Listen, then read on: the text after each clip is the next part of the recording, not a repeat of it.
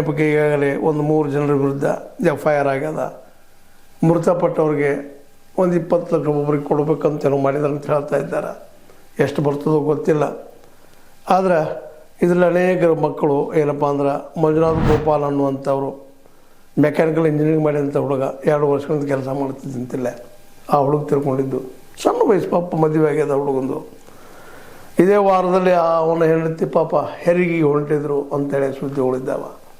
ಮಂಜುನಾಥ್ ಅಂತವ್ರು ಇಂಥವ್ರೆಲ್ಲರೂ ಅನೇಕರು, ಕೆಲವೊಬ್ಬರು ಮನೆ ಕಟ್ಟಿಸ್ಬೇಕಪ್ಪ ಇಲ್ಲಿ ದುಡ್ಕೊಂಡು ಹೋಗಿ ಮಾಡಿ ಅಂತ ಬಂದು ಕೆಲಸಕ್ಕೆ ಸೇರಿದಂಥವ್ರು, ಏನೇನು ಪ್ರತಿಯೊಬ್ಬರಿಗೂ ಒಂದು ಕತೆ ಅಂಥ ಕನಸುಗಳು ಕಟ್ಕೊಂಡು ಉದ್ಯೋಗಗಳು ಮುಡಿಕೊಂಡು ಮಾಡಿದಂಥ ಈ ಯಂಗ್ ಜನರಿಗೆ ಇವತ್ತು ತಮ್ಮ ಬದುಕು ಸುಟ್ಟು ಹೋಗಿದ್ದು ಅವ್ರಿಗೆ ನೋವು ಅಷ್ಟಲ್ಲ, ಅವ್ರು ಹಿಂದಿದ್ದಂಥ ಈಗ ಆ ಒಂದು ಬದುಕುವುದಕ್ಕಾಗಿ ಚಡ್ಪಡಿಸುವಂಥ ಜನರಿಗೆ ಎಷ್ಟು ನೋವಾಗಿರಬಾರದು ಅಂತೇಳಿ.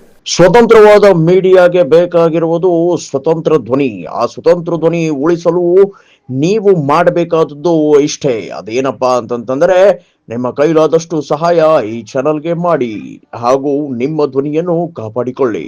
ಒಬ್ಬ ಹುಡುಗನಂತೂ ಪಾಪ ಜಸ್ಟ್ ಮುಗಿಸ್ಕೊಂಡು ಬಂದಿದ್ದ, ಒಬ್ಬ ಅಪ್ಪನ ಮನೆ ಕಟ್ಕೊಂಡು ಮದುವೆ ಆಗ್ಬೇಕು ಅಂತ ಕನಸ್ಕೊಂಡಂಥ ಹುಡುಗ. ಎಲ್ಲರದ್ದು ಒಂದೊಂದು ಕಥೆಗಳು.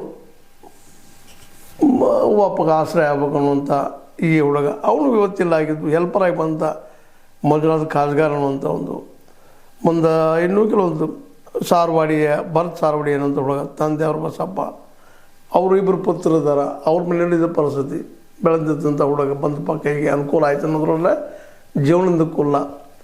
ಇದು ಈ ಒಂದು ಯಾಕೆ ಆಯಿತು ಅನ್ನೋದು ಇಲ್ಲಿವರೆಗೆ ನಾವು